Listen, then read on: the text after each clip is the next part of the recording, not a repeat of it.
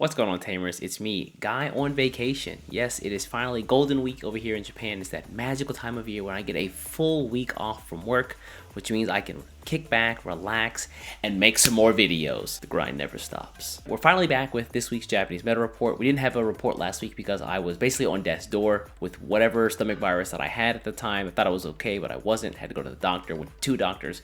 Got kind of wild. What separates this week from the previous weeks of the BT13 meta is that we finally have access to a slew of new cards, including the coveted training cards, and people finally got a full week to actually test out decks using those new cards. With the addition of these new training cards, decks that were monocolored or like mainly one color focused got a huge power boost in the ability to reduce the cost of Digivolutions and get search. Not only searching out Digimon, but also options and tamers of one color. So with that being said, let's take a look at the decks that actually did perform well using these new cards, a couple of key takeaways, as well as a closer look at some of those decks that did top. So as we look into the results from last week, I want to be really upfront and really clear with everyone out there that for some reason, and I can't figure out why, a lot of events just weren't reported last week. I checked online, I took a look at the Bandai app, and the events happened, but for whatever reason, the results just weren't tweeted out, or the results weren't given. Again, I'm not sure. Hopefully this will change next week. If it doesn't, though, I'll definitely take a deeper look and start asking around about why this may have happened. Where we would normally have about 70 to 80 games or events to pull data from,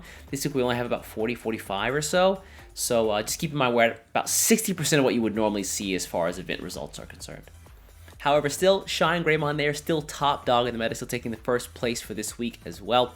Right below that is Hunters. Now, Hunters actually didn't get access or doesn't really get much value out of the new training cards, so this is just the normal Hunters deck just doing really well this week. However, tying with Hunters for 5 wins over the course of last week is going to be Machinedramon.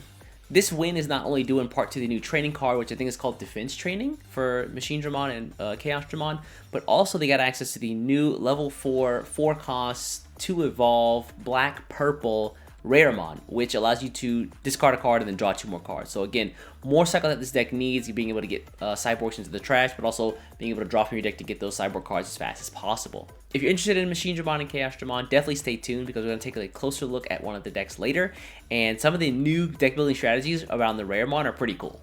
As usual, decks like Royal Knights and Belphemon, while not being able to take advantage of the new training cards, are still doing really well for themselves. However, I will say Ulfor is probably the second biggest, or maybe the biggest winner, depending on who you ask, of these new training cards. Being able to grab Tamers off of search is fantastic, and for that reason, you're going to see this deck alongside decks like Grandis, which got access to the new green training card as well.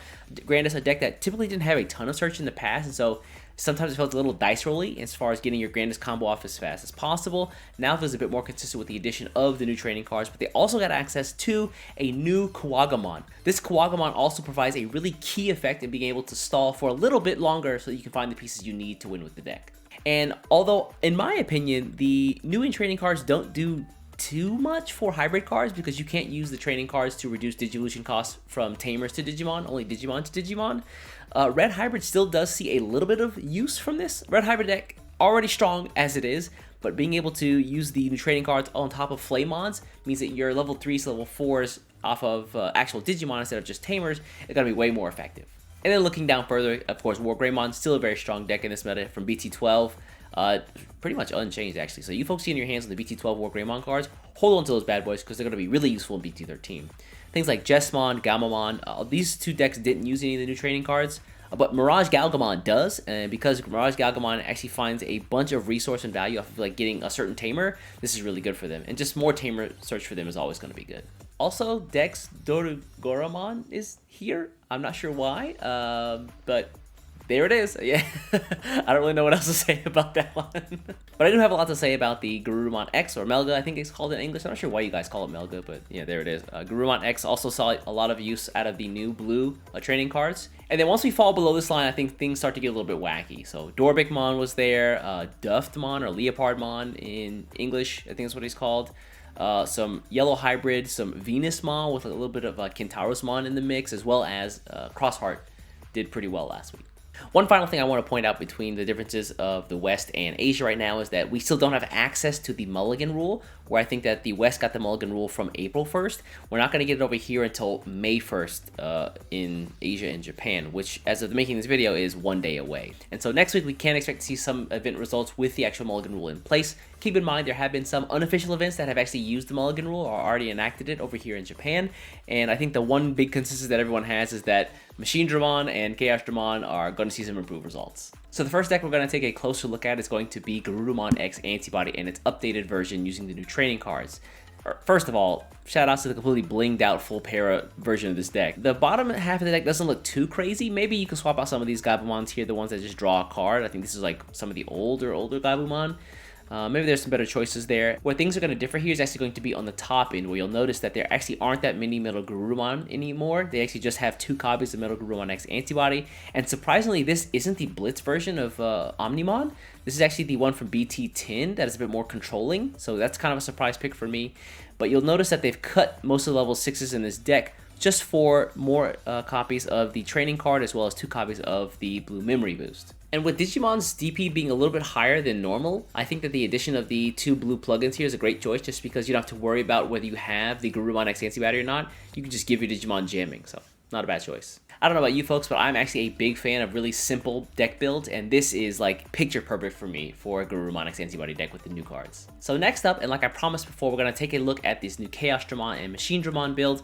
Now this is a really interesting take, so let me kind of break this down for you. First of all, there is no analog man in here at all, and that honestly terrifies me. I think most deck builds have analog man. This one has none of them, but it has to make room for 4 copies of Pride Memory Boost. Now why would you want to run Pride Memory Boost? It took me a second, but it actually makes perfect sense, right? You want to cycle through the deck as fast as possible, and no better way to do that than to spend 4, drop 3 cards, and if one of them happens to be one of the lower level cards in the deck, then you can just play it on the board, and typically that card gives you draw as well. So super draw from the Pride Memory Boost if you hit something like the Hagurumon here, or the new Raremon cards that I talked about. Again, 4 cost means that they are right in the Pride Memory Boost range to be played. So you'll notice that this deck also doesn't run any of the newer versions of Machinedramon. They actually focus on all of the EX1 versions of Machinedramon to actually be hard played instead of like digivolving into him. And as part of that strategy, you see that they have 4 copies of Attack of the Heavy Mobile Digimon here, being able to just play out the Machinedramon very quickly and then give the ability to attack immediately that turn. I think if I were to make any changes to this deck, again, take this with a grain of salt because I haven't actually played this deck, but if I were to make a change just by looking at it, I might pull out a couple copies of the Dorumon just to slot in a few analog mans, because I do want that defensive ability of being able to change attack targets over to my Machinedramon. But yeah, my final thoughts here, really cool strategy using the new Raremon cards in addition to Pride Memory Boost to cycle through the deck very quickly. Everybody knows that me and all my homies hate green, but I have to tip my hat off to this new Grandis build with the new training cards because it looks fantastic. Grandis being an OTK deck, one of their drawbacks was that they were a little bit inconsistent at getting that OTK very quickly, and with the addition of the new training cards and using 4 copies of Green Memory Boost in tandem with those, the searchability of this deck has skyrocketed. You see they've cut the Mimi Tamer entirely here for the 2 copies of Cool Boy, and then they also have, this is a really cool little tech here, so they've got the new Kuwagamon cards with level 4, which are really good for being able to stall for a turn. They stop your opponent from unsuspending a Tamer or a Digimon for a turn. They've got the Kuwagamon X Antibody here. I think some people might swap these cards up a little bit just for maybe a more Digiburst focused build. But what they did do for this deck is, in addition to the one EX, I think it's EX Kuwagamon? Someone correct me if I'm wrong in the comments below. I think it's the EX1 Kuwagamon. But they also have 2 copies of Metal Kabuterimon. And you're probably wondering, well, why do you have Metal Kabuterimon if you have no green Tamers in this deck? Well, this is a 1-cost draw. When you have things like Kuwagamon who can go into the Kuwagamon X Antibody, because Metal Kabuterimon has that nice little 1-cost Digivolve from a level 4, you can go from Kuwagamon to Kuwagamon X and then to Metal Kabuterimon just to get as much cycle out of the deck and dig through the deck as much as possible. And while green is already known as being pretty memory efficient, the new green training card makes it even more efficient. Being able to reduce Digivolution costs by 2 is just a boon to this deck overall. Also, one last thing that I forgot to mention, the new Kuwagamon card also just gives you plus 2000 DP on your turn in Inheritance. So you don't have to worry about, like, can I swing over this Black Greymon X Antibody? Because the answer now, with the addition of that Pyokomon, it's almost always yes with your Grandis.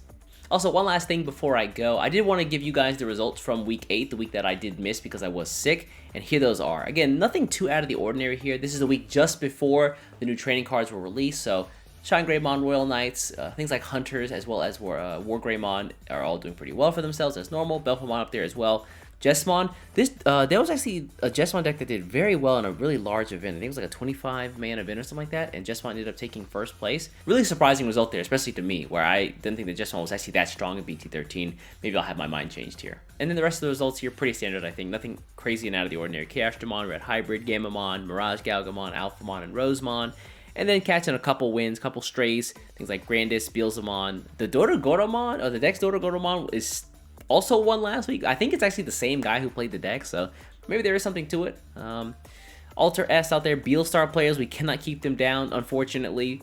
Bloom Quartz, Blue Flare, Dark Knightmon did pretty well, Imperial Dramon out there. And then, of course, things like Kentaurus, Sukamon, Beemon Armor Rush, and then Yellow Hybrids always out there as a threat. And now my perfect attendance is restored.